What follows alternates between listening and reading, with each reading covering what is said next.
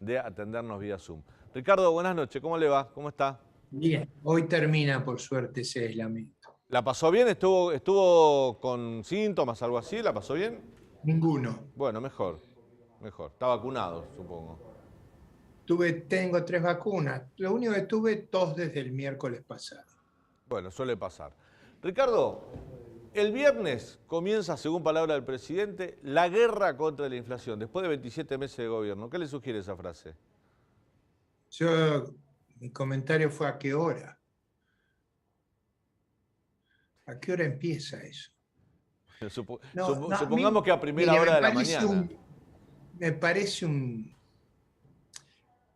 término muy desafortunado con la situación internacional, la gravedad del episodio del ataque de Rusia a Ucrania, la pérdida de tantas vidas humanas, usar un término que yo creo es inapropiado. En realidad, la inflación es parte de la estrategia gubernamental, más yo diría, es la clave del acuerdo que han firmado.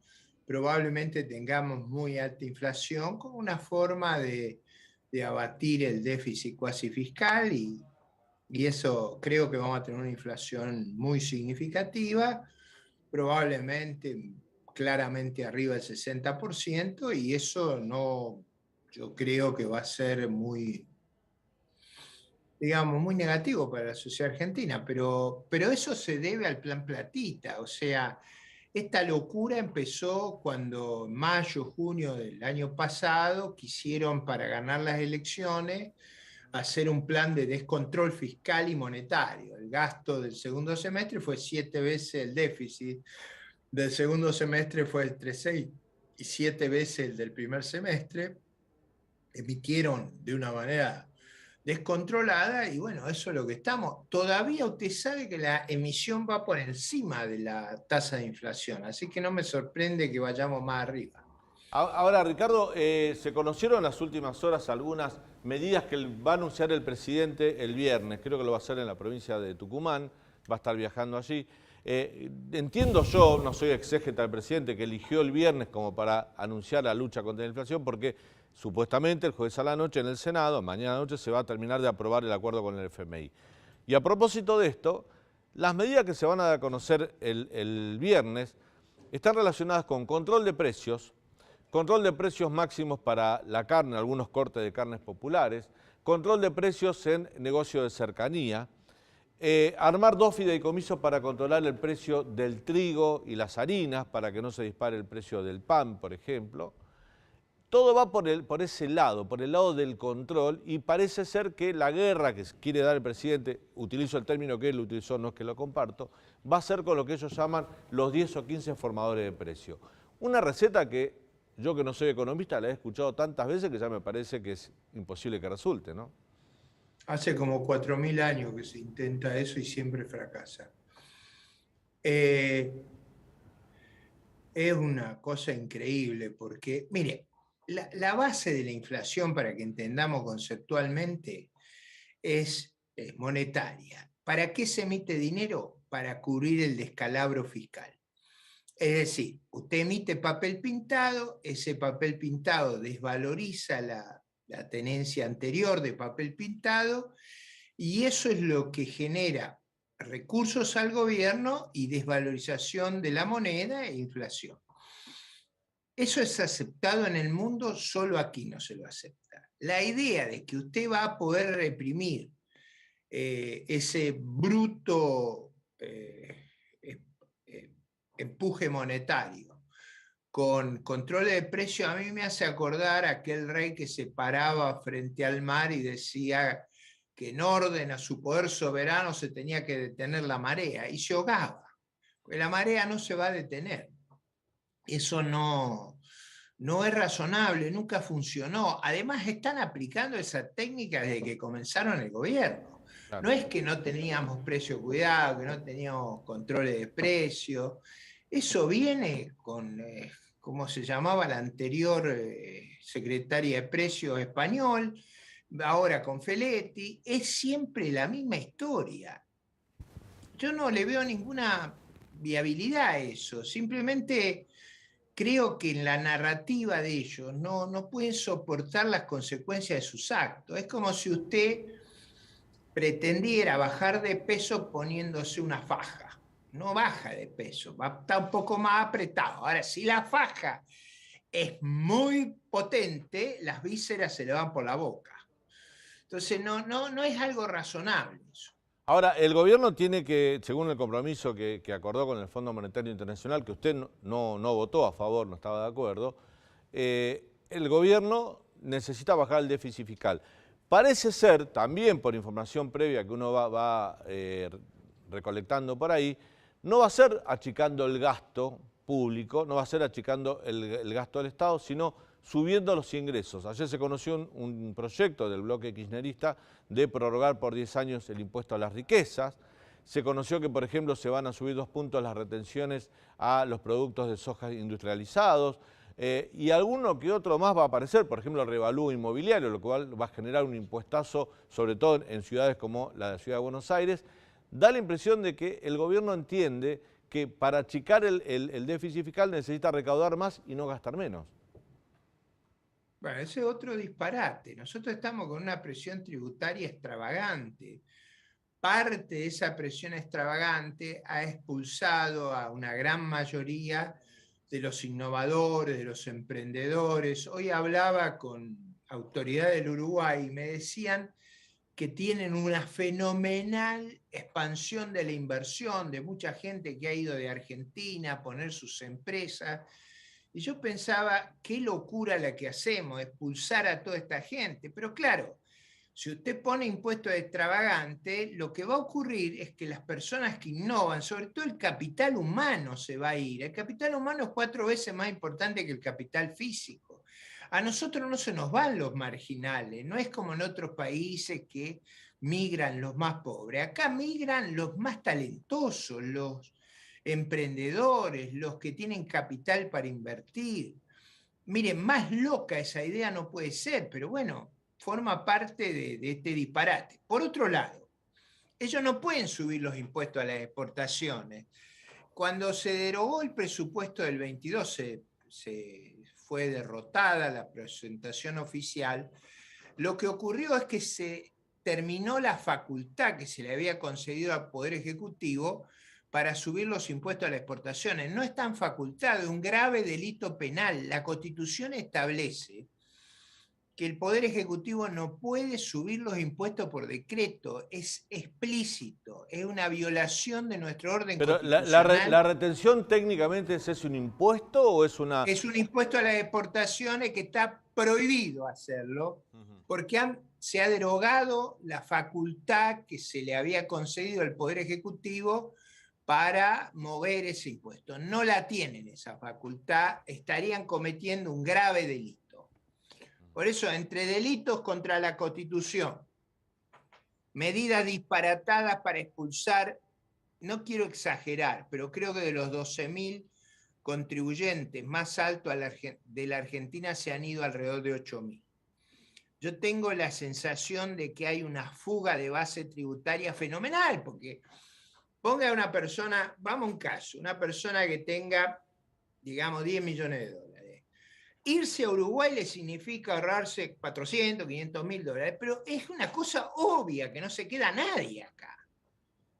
De impuestos, sin hacer nada. Claro. Leandro Dario tiene pregunta para usted.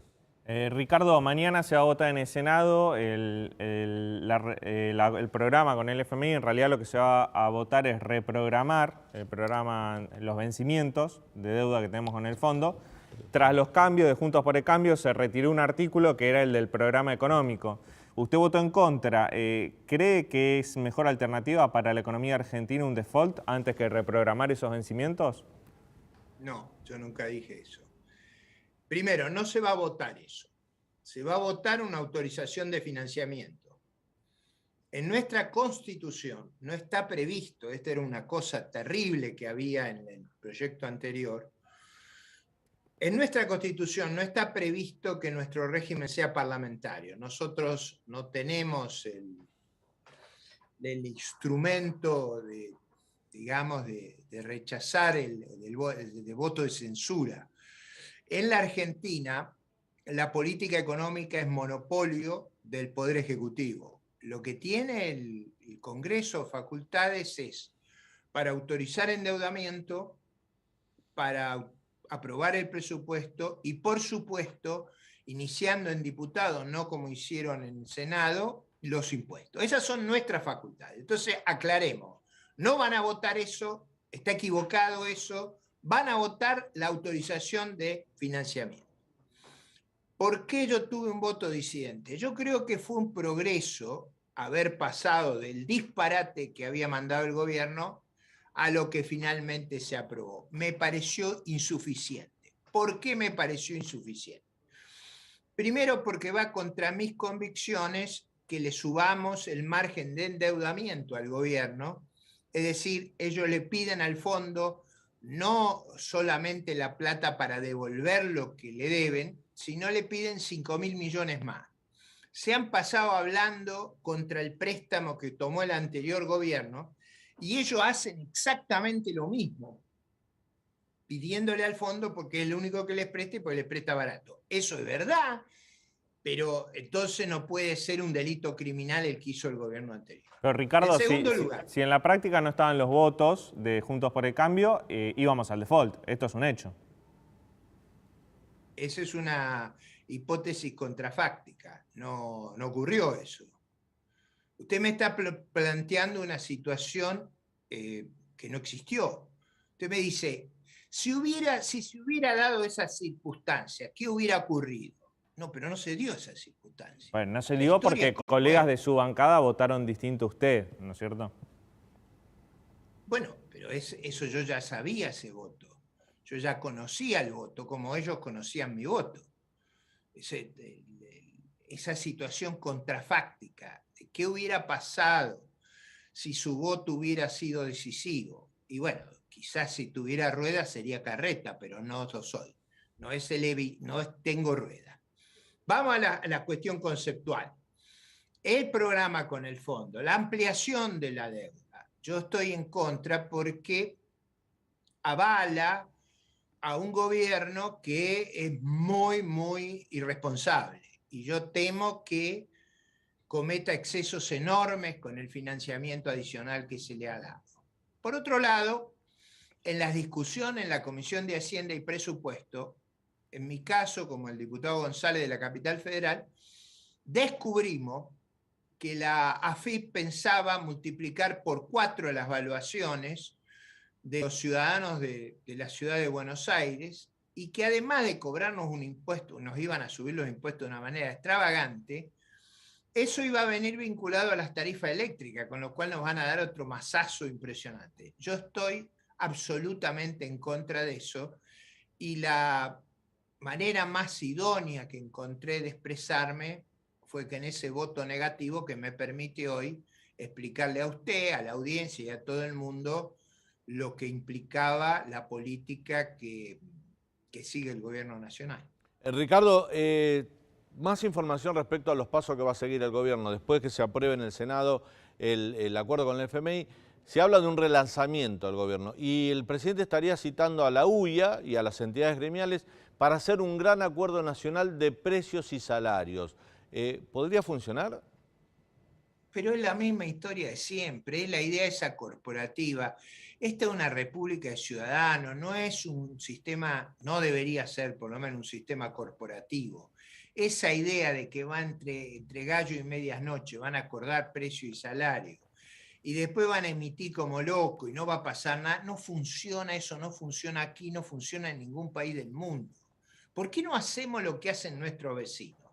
Tenemos un orden fiscal adecuado, un banco central independiente, presupuesto balanceado, y eso concluye con la inflación, porque no es necesaria la inflación. La inflación es un impuesto de la peor naturaleza posible.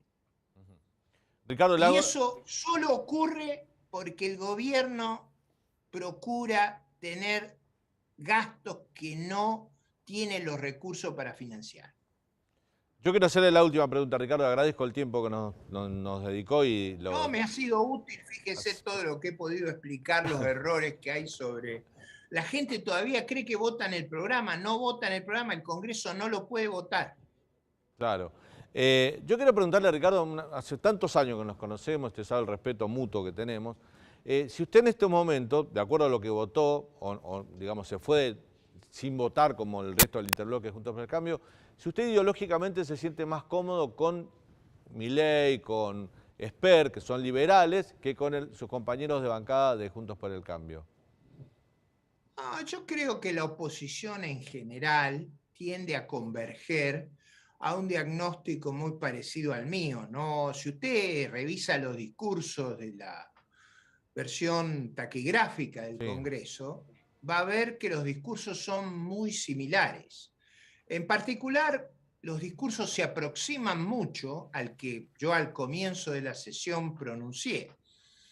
En general, hay un consenso, y digo la oposición muy amplia, de que el país necesita reformas estructurales, necesita una gran transformación y que esa transformación tiene que ser procurando la estabilidad, la inserción de la economía en el mundo, generando un atractivo para la inversión. Me parece que hay una gran afinidad en ese espectro. Nunca he ocultado mi afinidad a las ideas de la libertad. Yo sigo la tradición de Alberdi, pero por otra parte, esa tradición es la tradición de nuestra Constitución.